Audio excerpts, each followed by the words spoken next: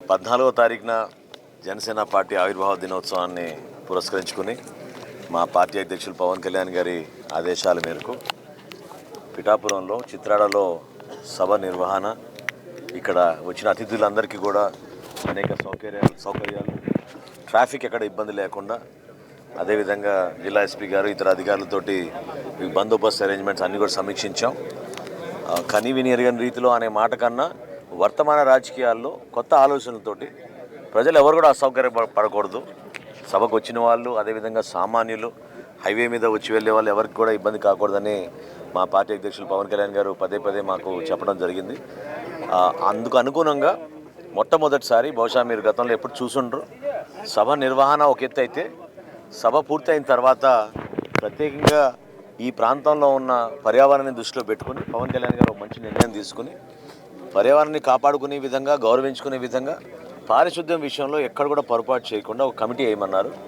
So ఒక 25 మందితోటి committee వేసి స్థానిక నాయకులందరితో కూడా ఇక్కడ సభ అయిన మరుసటి రోజు వందల సంఖ్యలో శ్రమదానం చేసి అందరూ కూడా కేవలం ఈ సభా ప్రాంగణమే కాకుండా ఎక్కడైతే ఫ్లెక్సీలు కట్టినా, జెండాలు కట్టినా అన్నింటినీ కూడా జాగ్రత్తగా మళ్ళీ తీసి ప్రజలకి ఎక్కడ ఇబ్బంది కలగకూడదు అనేది మా పార్టీ అధ్యక్షులు పవన్ కళ్యాణ్ గారు కోరారు.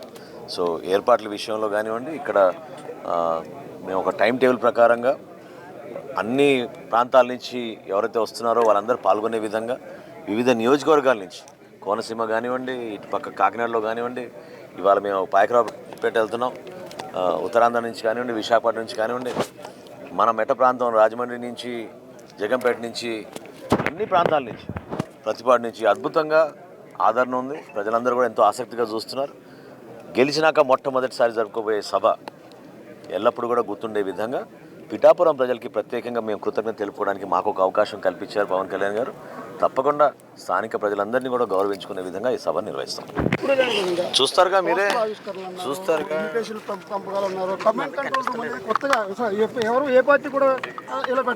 అదే చెప్పే కదా, వర్తమాన రాజకీయాల్లో మీరే చూస్తారు జనసేనకి ఇతర పార్టీలకి ఉన్న తేడా. ఏ విధంగా మేము అందరం కలిసికట్టుగా సమిష్టిగా ఒక కమిట్మెంట్ తోటి మేము కార్యక్రమాలు ఏ విధంగా చేసుకుంటున్నాం మీరు చూశారు. శాసనసభ సమావేశాలు జరుగుతున్నా కూడా మా గౌరవ శాసనసభ్యులు అందరూ ఒక్కొక్కరు 2 నియోజకవర్గాలు తీసుకుని ఆ నియోజకవర్గంలో ఉన్న మా శ్రేణులందరినీ కూడా యాక్టివేట్ చేసి అందరినీ ఇక్కడ జాగ్రత్తగా తీసుకొచ్చి వాళ్ళకి భోజనాల ఏర్పాట్లు, మళ్ళీ తిరిగి వెళ్ళేటప్పుడు ఎక్కడ కూడా అసౌకర్యాలు కలగకుండా తీసుకెళ్ళడానికి అన్ని జాగ్రత్తలు తీసుకుని కార్యక్రమాన్ని విజయవంతం చేస్తాం. పెద్ద మాట చెప్పు. పవన్ కళ్యాణ్ గారు మన ఉప్పాడ తీర ప్రాంతం మీద ప్రత్యేక దృష్టి పెట్టి దానికి సంబంధించి నేను TV9లో కూడా రిపోర్ట్ స్పెషల్లో ఉప్పాడ కోత మీద. అవునండి, ఆల్రెడీ అంటే మొన్న క్యాబినెట్లో కూడా ఉప్పాడ తీర ప్రాంతం గురించి టూరిజం డెవలప్మెంట్కి హ్యాండ్ ఓవర్ చేయాలని ఒక ప్రపోజల్ ఆల్రెడీ పెట్టారు.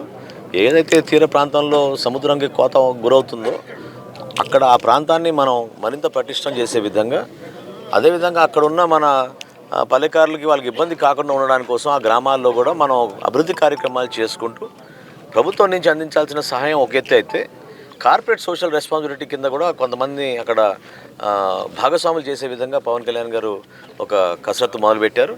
తప్పకుండా రాబోయే రోజుల్లో మీరు చూస్తారు. ఈ ప్రాంతాన్ని అద్భుతమైన అభివృద్ధి కార్యక్రమాలు చేసి చూపిస్తాం.